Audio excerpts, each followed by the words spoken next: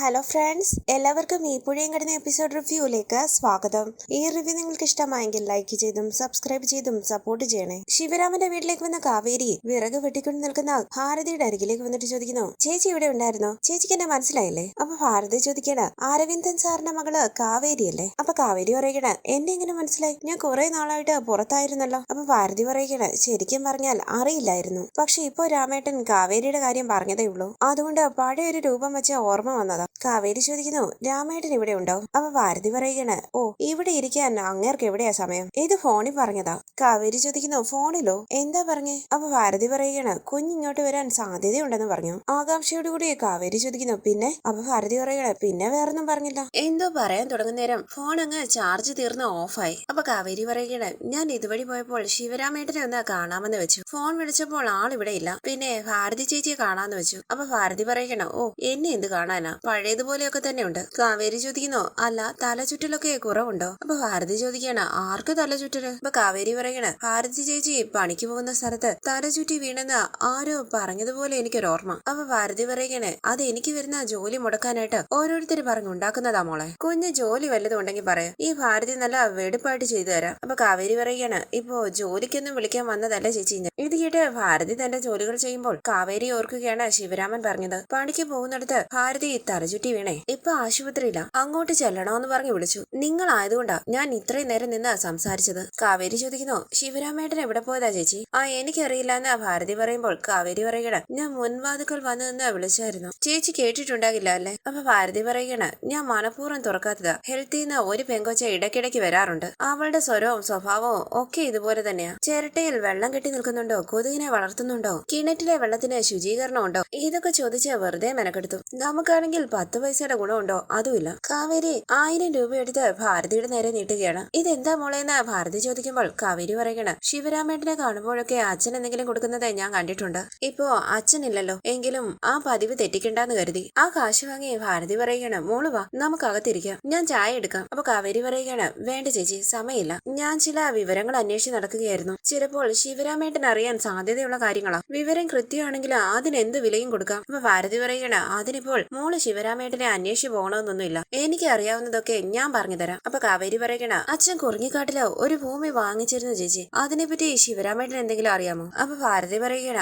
അതെനിക്ക് അറിയില്ല മോളെ. ഇത് കേട്ട് കാവേരി പറയുന്നു, ജയപാലൻ ഈ അടുത്ത് അവിടെ തന്നെ കുറച്ച് ഭൂമി വാങ്ങി, അതിനെപ്പറ്റി എന്തെങ്കിലും അറിയോ? ഇല്ലെന്ന് ഭാരതി പറയുമ്പോൾ കാവേരി പറയണ, ശരി എന്നാ പിന്നെ ഞാൻ ഇറങ്ങട്ടെ ചേച്ചി, ഈ വിവരം എനിക്ക് എത്രയും പെട്ടെന്ന് കിട്ടണം. ശരി എന്ന് പറഞ്ഞ കാവേരി അവിടെ നിന്ന് പോകാനായി തുടങ്ങുമ്പോൾ ഭാരതി പറയുന്നു, മോളെ കുറിഞ്ഞിക്കാട്ട് ഭൂമിയുള്ള ഒരു വലിയ സാറിനെ എനിക്കറിയാം, രാമേട്ടന്റെ കൂടെ ഈ വീട്ടിൽ വന്നിട്ടുണ്ട്. ആ സാറിന് ചിലപ്പോൾ മോൾ അന്വേഷിച്ച് നടക്കുന്ന വിവരങ്ങളൊക്കെ അറിയാമായിരിക്കും. കാവേരി ചോദിക്കുന്നു, പക്ഷേ ആളെ ഞാൻ എങ്ങനെ കണ്ടുപിടിക്കും ചേച്ചി? അപ്പൊ ഭാരതി പറയുകയാണ്, നമ്പർ ഒന്നും എന്റെ കയ്യിലില്ല, പക്ഷെ വീടറിയാം. അതെവിടെയാണെന്ന് കാവേരി ചോദിക്കുമ്പോൾ ഭാരതി പറയുകയാണ്, അതങ്ങ് ടൗണിലാ, ആ വീടിന്റെ ഗേറ്റ് വരെ ഞാൻ പോയിട്ടുണ്ട്, അതും പലതവണ. കാവേരി ചോദിക്കുന്നു, പലതവണയോ? അതെന്താ ചേച്ചി? അപ്പൊ ഭാരതി പറയുകയാണ്, അതെ, രാമേട്ടൻ എല്ലാ മാസവും ആ സാറിന് കുറച്ച് പണം കൊണ്ട് കൊടുക്കുമായിരുന്നു. ജയപാല സാർ കൊടുത്തുവിടുന്നതാണെന്നാ എന്നോട് പറഞ്ഞിരുന്നത്. കൂടുതലൊന്നും എനിക്കറിയില്ല, കൂടുതൽ ചോദിച്ചാലും രാമേട്ടൻ പറയത്തുമില്ല. കാവേരി മനസ്സിൽ പറയുന്നു, എല്ലാ മാസവും ഇൻസ്റ്റാൾമെന്റ് ആയിട്ട് പണം, അതും കുറിഞ്ഞിക്കാട്ടെ ഭൂമി ഉടമയ്ക്ക്. എന്താ ചേച്ചി അയാളുടെ പേരെന്ന് കാവേരി ചോദിക്കുമ്പോൾ ഭാരതി പറയുകയാണ്, ശിവരാജൻ.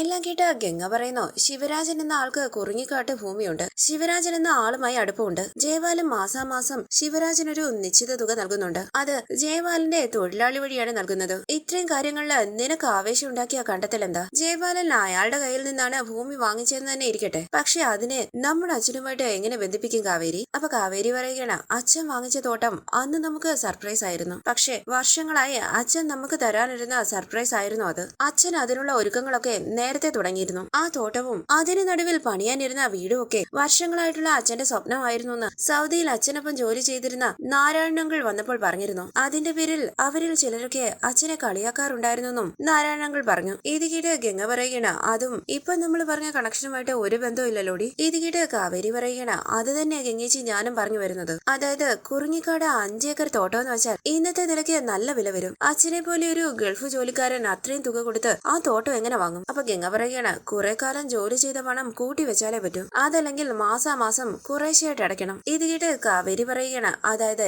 ഇൻസ്റ്റാൾമെന്റ്. അല്ല ഗംഗേച്ചി, അച്ഛനെങ്ങനെ ഇൻസ്റ്റാൾമെന്റ് ആയിട്ട് മാസാമാസം പണം അടയ്ക്കുന്നുണ്ടായിരുന്നെങ്കിൽ അത് ആരുടെ പേരിലായിരുന്നിരിക്കും? ഗംഗ പറയുന്നു, ജയപാലിന്റെ പേരില്. കാവേരി ചോദിക്കുന്നു, അച്ഛൻ അയക്കുന്ന പണം ടൗണിലെ ഭൂമി ഭൂമിയുടെ ഉടമയെ ഏൽപ്പിക്കാൻ ജയബാലൻ ആരെയായിരിക്കും ഏൽപ്പിച്ചിരിക്കുക? അപ്പൊ ഗംഗ പറയുകയാണ്, അത് പിന്നെ ശിവരാമേട്ടനല്ലേ? അച്ഛൻ തോട്ടത്തിനു വേണ്ടി ഗൾഫിൽ നയിക്കുന്ന പണം ജയബാലൻ തന്റെ പേരിലാക്കുകയായിരുന്നു എന്നാണോ നീ പറഞ്ഞു വരുന്നത്? ഇത് കേട്ട് കാവേരി പറയുന്നു, 99% സത്യമാകാൻ സാധ്യതയുള്ളൊരു സംശയം. അതുമാത്രമല്ല, തോട്ടം എന്ന പേരിൽ ജയബാലന് മാസാമാസം തുക എത്രയാ അച്ഛൻ ഡയറിയിൽ എഴുതിയിട്ടിരിക്കുന്നെന്ന് ഞാൻ ഗംഗേച്ചിക്ക് കാണിച്ചു തന്നതല്ലേ? ഇത് കേട്ട് ഗംഗ പറയുന്നു, അപ്പൊ ചില്ലറയൊന്നും അല്ല നമ്മുടെ അച്ഛനെ അയാള്. അപ്പൊ കാവേരി പറയുന്നു, ശരിയാ ഗംഗേച്ചി, പലിശ അടക്കം നമ്മള് മക്കള് ജയബാലന് തിരിച്ചു കൊടുക്കണം. അതിന് ഇക്കാര്യം ആദ്യം സ്ഥിരീകരിക്കണം. അതെങ്ങനെയെന്ന് ഗംഗ ചോദിക്കുമ്പോൾ കാവേരി പറയുകയാണ്, അത് അന്വേഷിക്കാൻ ഈ പറഞ്ഞ ശിവരാജന്റെ വീട്ടിലേക്ക് ഞാനും നിവിനും പോകുക. ഇത് കേട്ട് ഗംഗ പറയുകയാണ്, ശരി മോളെ, എന്തെങ്കിലും തുമ്പോ തുരുമ്പോ കിട്ടിയാൽ പൊളിച്ചെടുക്കണം നമുക്ക് ആ ജയബാലന്. നമുക്ക് അർഹതപ്പെട്ടത് വീണ്ടെടുക്കുകയും വേണം. അച്ഛന്റെ വിയർപ്പാണത്. ഇത് കേട്ട് കാവേരി പറയുകയാണ്,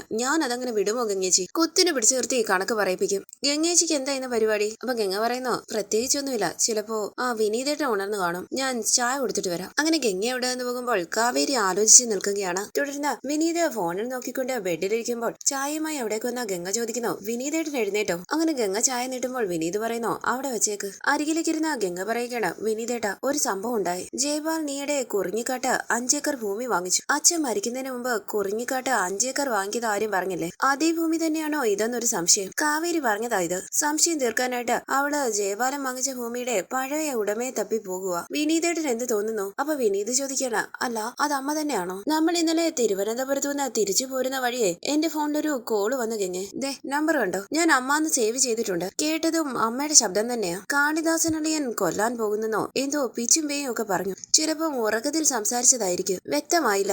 അധിക നേരം എടുക്കാതെ കട്ടാകുകയും ചെയ്തു. ഞാൻ വീണ്ടും വിളിച്ചു നോക്കിയപ്പോൾ സ്വിച്ച് ഓഫ്. അമ്മ ബോധത്തോടെ വിളിക്കാൻ ഒരു സാധ്യതയില്ല. ചിലപ്പോൾ കൈ തട്ടി കോള് വന്നതോ മറ്റോ ആകൂ. അബദ്ധത്തിലാണെന്ന് കരുതി കോള് വന്നത് കണ്ട് തിരിച്ചു വിളിക്കുമെന്ന് കരുതി സ്വിച്ച് ഓഫ് ചെയ്തു വെച്ചതായിരിക്കും. എന്റെ 16 അടിയന്തരം നടത്താൻ ഒരുങ്ങിയിരിക്കുന്ന ആളല്ലേ? ഗംഗയ്ക്ക് എന്ത് തോന്നുന്നു? അപ്പൊ ഗംഗ പറയുകയാണ്, എനിക്ക് തോന്നുന്നത് പറഞ്ഞോട്ടെ വിനീതേട്ടാ. വിനീതേട്ടൻ ഇപ്പോഴും അമ്മയുടെ അടുത്തുനിന്ന് പോന്നിട്ടില്ല. അവിടെ സങ്കീർത്തനത്തിൽ എവിടെയോ കുടുങ്ങി കിടക്കുക. വിനീത് ചോദിക്കുന്നു, എന്താ ഗംഗ ഈ പറയുന്നത്? ഇവിടെ ഞാൻ ഇരിക്കുകയല്ലേ ഗംഗയുടെ അടുത്ത്. അപ്പൊ ഗംഗ പറയുകയാണ്, ശരീരത്തിന്റെ അല്ല മനസ്സിന്റെ കാര്യമാണ് ഞാൻ പറഞ്ഞത്. അങ്ങനെ ഗംഗ അവിടെ നിന്ന് പോകാനായി തുടങ്ങുമ്പോൾ വിനീത് പറയുകയാണ്, അല്ല ഗംഗ ഏതോ ഭൂമിയുടെ കാര്യം പറഞ്ഞല്ലോ, എന്താ അത്? അപ്പൊ ഗംഗ പറയുകയാണ്, അതിനുള്ള മറുപടി കൂടിയാ ഞാനിപ്പോ പറഞ്ഞത്. അങ്ങനെ ഗംഗ അവിടെ നിന്ന് പോകുമ്പോൾ വിനീത് ആലോചിച്ചിരിക്കുകയാണ്. തുടർന്ന് ഗൗരീശങ്കരത്തിന്റെ ഗേറ്റിന്റെ അരികിൽ നിൽക്കുകയാണ് ശിവരാജൻ. സെക്യൂരിറ്റി ഫോണിലൂടെ പറയുന്നു, ഓക്കെ സാർ, വരാൻ പറയാം. അപ്പൊ ശിവരാജൻ പറയുകയാണ്, ഇത് തന്നെ അല്ലേടോ ഞാൻ തന്നോട് മുമ്പേ പറഞ്ഞത്. എന്നോട് വരാൻ പറഞ്ഞിട്ടാ ഞാൻ വന്നത്. ഇത് കേട്ട് സെക്യൂരിറ്റി പറയുന്നു, സോറി സാർ, എന്നോട് അക്കാര്യം പറഞ്ഞിരുന്നില്ല. ഈ പരിസരത്ത് കണ്ടാൽ അടിച്ചോടിക്കാൻ എന്നോട് പറഞ്ഞിരുന്നത്. അങ്ങനെ സെക്യൂരിറ്റി ഗേറ്റ് തുറന്നു കൊടുക്കുമ്പോൾ ശിവരാജൻ അകത്തേക്ക് പോവുകയാണ്. ബാൽക്കണിയിൽ നിൽക്കുന്ന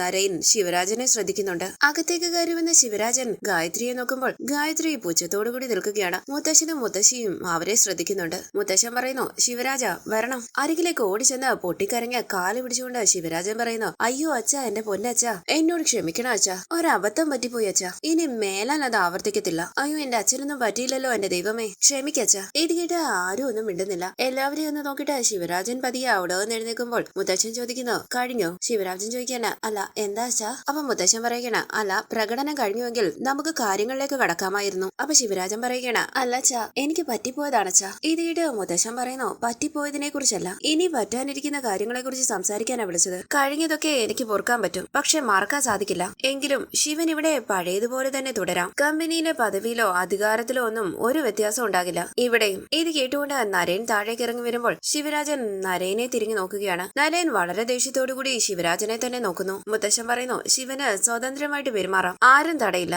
കമ്പനിയിലും. പക്ഷേ 2 ഉപാധികളുണ്ട്. പണം സംബന്ധിച്ച ബില്ലുകളെല്ലാം പാസ്സാക്കുന്നത് മേഘനാഥൻ അപ്രൂവ് ചെയ്തതിനു ശേഷമായിരിക്കും. അതിനെയും നിന്റെ കാറിന് പെട്രോൾ അടിക്കുന്നതായാലും ഭൂമി ഇടപാടുകൾ സംബന്ധിച്ചതായുള്ള നിന്റെ പേരിലുള്ള പവർ ഓഫ് അറ്റോർണി ഞാൻ പിൻവലിക്കുകയാണ്. ഇത് കേട്ട് ശിവരാജൻ പറയുകയാണ്, അല്ല അച്ഛാ, മേഘൻ മുമ്പ് നമ്മുടെ ഫിനാൻസ് ഹെഡ് ആയിരുന്നല്ലോ. ഇത് കേട്ട് മുത്തശ്ശൻ പറയുന്നു, ഇത്തവണ വ്യത്യാസമുണ്ട്, മേഘൻ എനിക്ക് നേരിട്ട് റിപ്പോർട്ട് ചെയ്യും. ഇത് കേട്ട് ശിവരാജൻ ചോദിക്കുന്നു, അപ്പോ ഞാനൊരു ക്യാഷ്യറുടെ കീഴിൽ ജോലി ചെയ്യണമെന്നാണോ അച്ഛൻ പറയുന്നത്? ഇത് കേട്ട് മുത്തശ്ശൻ പറയുകയാണ്, നീ മുമ്പ് ആരായിരുന്നു എന്ന് മറക്കണ്ട, അത്ര പോലും മോടിയുള്ള തസ്തികയായിരുന്നില്ല നിന്റേത്. ശിവരാജൻ ചോദിക്കുന്നു, അച്ഛാ എന്താണ് രണ്ടാമത്തെ ഉപാധി? മുത്തശ്ശൻ പറയുകയാണ്, അത് കുറിഞ്ഞിക്കാട്ടെ ഭൂമി ഇടപാടുമായി സംബന്ധിച്ചുള്ളതാണ്. അരവിന്ദൻ എന്ന് പറയുന്ന ആളുടെ മക്കൾക്ക് ഭൂമി വിറ്റത് നമ്മളാണെന്നുള്ളത് മനസ്സിലായിട്ടുണ്ട്. അവർ ഇന്നല്ലെങ്കിൽ നാളെ ഈ വീട്ടുപടിക്കലെത്തും. ശിവരാജൻ ചോദിക്കുന്നു, അല്ല ഇതൊക്കെ അച്ഛനെങ്ങനെ? മുത്തശ്ശൻ പറയുകയാണ്, ഞാൻ കാണിച്ചു തന്നതിന് ശേഷമേ നീ കുറിഞ്ഞിക്കാട് കണ്ടിട്ടുള്ളൂ, അത് മറക്കണ്ട. ആ ഇടപാടിനെ പറ്റി എവിടെയെങ്കിലും എന്തെങ്കിലും പറയേണ്ടി വന്നാൽ അത് നീ ആയിരിക്കില്ല, മേഘനാഥനായിരിക്കും ചെയ്യുക. ശിവരാജൻ ചോദിക്കുന്നു, അല്ല മേഘൻ എങ്ങനെ? അപ്പൊ മുത്തശ്ശൻ പറയുകയാണ്, പണം ഇടപാടുകൾ നടന്നപ്പോഴെല്ലാം മേഘനാഥൻ ഉണ്ടായിരുന്നല്ലോ. തുക എപ്പോഴൊക്കെ ഏതൊക്കെ അക്കൗണ്ടിൽ നിന്ന് ക്രെഡിറ്റ് ആയെന്ന് നിന്നേക്കാൾ കൃത്യമായി മേഘൻ അറിയാം. ഈ രണ്ട് ഉപാധികളും പൂർണ്ണ സമ്മതമാണെങ്കിൽ മാത്രം അകത്തേക്ക് പോകാം, അല്ലെങ്കിൽ വന്നതുപോലെ പുറത്തേക്ക്. ഇത് കേട്ട് എല്ലാവരെയും ഒന്ന് നോക്കിയിട്ട് ശിവരാജൻ മുകളിലേക്ക് പോവുകയാണ്. നരേൻ ആലോചിച്ചു നിൽക്കുന്നു. മുത്തശ്ശൻ സോഫയിലേക്ക് ചാരിയിരിക്കുമ്പോൾ അരികിലേക്ക് വന്ന നരേൻ പറയുന്നു, മുത്തശ്ശ, ചോദിക്കുന്നത് തെറ്റാണെങ്കിൽ ക്ഷമിക്കണം. അവരെ ഒന്ന് ശ്രദ്ധിച്ചിട്ട് മേഘനാഥൻ കണക്കുകൾ എഴുതുകയാണ്. നരേൻ പറയുന്നു, ഉപ്പു തിന്നവൻ വെള്ളം കുടിക്കുമെന്നല്ല, കുടിക്കണമെന്നാ മുത്തശ്ശൻ എപ്പോഴും പറയാറ്. സ്വന്തം ബന്ധം വന്നപ്പോൾ അത് മറന്നോന്നൊരു സംശയം. മുത്തശ്ശൻ ചോദിക്കുന്നു, ശിവന്റെ കാര്യമാണോ നീ ഉദ്ദേശിച്ചത്? ജീവിതത്തിൽ നിന്നും ഞാൻ പഠിച്ച ഒരു പാഠമുണ്ട്. കുറ്റവാളികൾ ശിക്ഷിക്കപ്പെടുന്നതിനേക്കാൾ ഇരയ്ക്ക് നീതി കിട്ടുകയാണ് പ്രധാനമെന്ന്. കുറ്റവാളിയെ ജയിലിലടയ്ക്കുന്നത് മാത്രമാണോ ഇരയ്ക്ക് കിട്ടുന്ന നീതി? അവരുടെ മുന്നോട്ടുള്ള ജീവിതം, ക്ഷേമം, സന്തോഷം, ഇതൊക്കെ കണക്കിലെടുക്കണ്ടേ? അതല്ലേ സമ്പൂർണമായ നീതി എന്ന് പറയുന്നത്. അരവിന്ദന്റെ കുടുംബത്തിന് നീതി കിട്ടണമെന്നുണ്ടെങ്കിൽ നിന്റെ ഇടയച്ചൻ പുറത്തു പോകണം, അല്ലെങ്കിൽ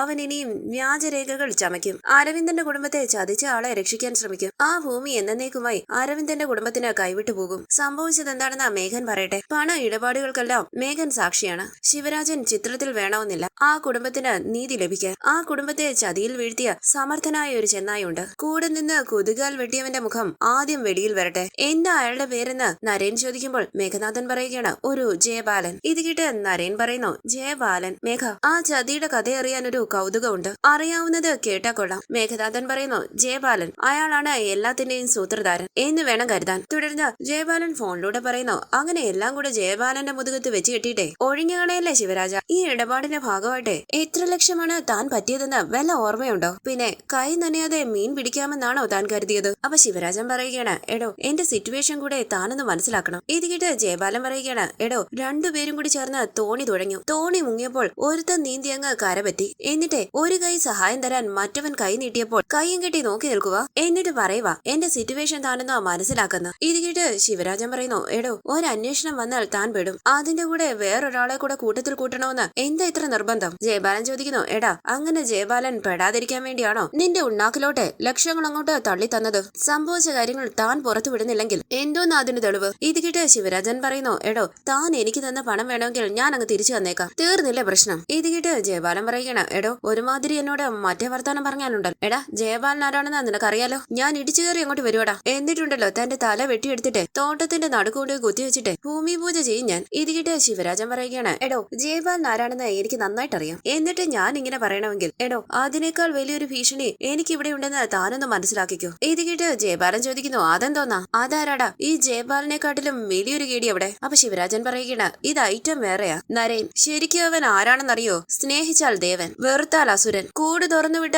നരിയെ പോലെ പാഞ്ഞു കേറി അങ്ങ് വരും. ഇത് കേട്ട് ടെൻഷനോടുകൂടി നിൽക്കുകയാണ് ജയബാലൻ. അങ്ങനെ ഇന്നത്തെ എപ്പിസോഡ് അവസാനിച്ചു. ഇനി അടുത്ത എപ്പിസോഡ് പ്രൊമോ റിവ്യൂ. രാവിലെ പറമ്പിൽ ചാരിയിരുന്ന് ഉറങ്ങുകയാണ് സുജാത. ഗീതയും പൊന്നുവും അരികിലേക്ക് വരുമ്പോൾ സുജാത ഇതറിയാതെ നല്ല ഉറക്കത്തിൽ കിടക്കുകയാണ്. ഗീത സുജാതയെ തട്ടി വിളിക്കുന്നു. ഉറക്കമുണർന്ന സുജാത പറയുന്നു, ഇന്ന് രാവിലെ എന്നെ അവന്റെ മുന്നിൽ നിർത്തിക്കൊടുക്കാമെന്ന് നീ അവനോട് വാക്ക് പറയുന്നതൊക്കെ ഞാൻ കേട്ടു. ഇത് കേട്ട് ഗീത പറയുകയാണ്, അമ്മ ആദ്യം ഒളിഞ്ഞു നിന്ന് കേൾക്കുന്ന സ്വഭാവം ആദ്യം അവസാനിപ്പിക്കുക. അങ്ങനെ അറ്റോ മൂലയൊക്കെ കേട്ടുവെച്ചിട്ട് ഓരോന്നും മനസ്സിൽ തുന്നി പിടിപ്പിച്ചിട്ട് നാവി കൂടി അത് പുറത്തു വരുന്നതാ. അങ്ങനെ ഗീത സുജാതയെയും കൂട്ടിക്കൊണ്ട് വീട്ടിലേക്ക് പോവുകയാണ്. ഒപ്പം പൊന്നുവും. സുജാതയുടെ കൈയും പിടിച്ച് അവരകത്തേക്ക് കയറി വരുമ്പോൾ ബ്രഷ് ചെയ്തുകൊണ്ട് പുറത്തു നിൽക്കുന്ന ദാസൻ ദേഷ്യത്തോടുകൂടി സുജാതയെ നോക്കുന്നുണ്ട്. ദാസനെ ഒന്ന് ശ്രദ്ധിച്ചിട്ട് അകത്തേക്ക് പോവുകയാണ് സുജാത. തുടർന്ന് ചായ കുടിച്ച് പത്രം വായിച്ചുകൊണ്ട് പുറത്തിരിക്കുകയാണ് ദാസൻ. സ്നാക്സുമായി അരികിലേക്ക് വന്ന ഗീത അമ്മയുടെ സ്വഭാവം ആകെ മാറി ഒന്നും സംഭവിക്കാത്തതുപോലെ അമ്മ പെരുമാറുന്നേന്നൊക്കെ പറയുന്നു. ഇത് കേട്ട് ദാസൻ സന്തോഷത്തോടു കൂടി ഇരിക്കുമ്പോൾ ഗീത പറയുകയാണ്, എനിക്ക് തോന്നുന്നത് സത്യമൊക്കെ തന്ന ദാസേട്ടനെ സോപ്പിടാനാണെന്ന്. ഈ സമയം ബൈക്കിൽ അവിടേക്ക് വരികയാണ് വിനീതും ഗംഗയും. അവരെ കണ്ട് ഞെട്ടി അവിടെ നിന്ന് എഴുന്നേൽക്കുകയാണ് ദാസനും ഗീതയും. വിനീതും ഗംഗയും അവരെ നോക്കി പുഞ്ചിരിച്ച് ബൈക്കിൽ നിന്നും ഇറങ്ങുകയാണ്. സുജാതയും ഗംഗയും വിനീതുമെല്ലാം ഒന്നിക്കാൻ പോവുകയാണോ എന്ന് സംശയിക്കുകയാണ് ഗീത. പിന്നീട് കാണിക്കുന്നത് അരവിന്ദൻ വാങ്ങിയ സ്ഥലത്തെക്കുറിച്ച് അന്വേഷിക്കാനായി നിവിനും കാവേരിയും ടൗണിലേക്ക് വന്ന് നാരായണന്റെ വീട്ടിലേക്ക് പോവുകയാണ്. വണ്ടിയിൽ ഗൗരി ശങ്കരത്തിന്റെ ഗേറ്റിന്റെ അരികിലേക്ക് വന്ന നിവിൻ ചോദിക്കുന്നു, ഇത് തന്നെയാണോ വീട്? അപ്പോൾ കാവേരി പറയുകയാണ്, ഭാരതി ചേച്ചി പറഞ്ഞതനുസരിച്ച് ഇത് തന്നെയാ വീട്. മുരുകൻ കോവിൽ സ്ട്രീറ്റിലെ ശിവരാജന്റെ വീടെന്ന് പറഞ്ഞാൽ ആരും പറഞ്ഞു തരുമെന്നാ പറഞ്ഞത്. ഈ സമയം വീടിന് പുറത്തേക്ക് ഇറങ്ങി വരികയാണ് നരേൻ. വണ്ടി സൈഡിൽ ഒതുക്കി നിർത്തിയിട്ട് നിവിനും കാവേരിയും ഗേറ്റിന്റെ അരികിലേക്ക് നടന്നു പോകുന്നു. അരവിന്ദന്റെ മക്കൾ വന്ന് അന്വേഷിച്ചാൽ ശിവരാജൻ അവരുടെ മുമ്പിലേക്ക് ചെല്ലണ്ട. ക്യാഷ്യറായ മേഘനാഥൻ കാര്യങ്ങളൊക്കെ വിശദമായി അവരോട് പറഞ്ഞ് അവരെ സഹായിക്കണമെന്ന് പറഞ്ഞിരിക്കുകയാണ് മുത്തശ്ശൻ. ഈ സീരിയലിന്റെ കൂടുതൽ വീഡിയോസിനായി ചാനൽ സബ്സ്ക്രൈബ് ചെയ്ത് സപ്പോർട്ട് ചെയ്യണേ. താങ്ക്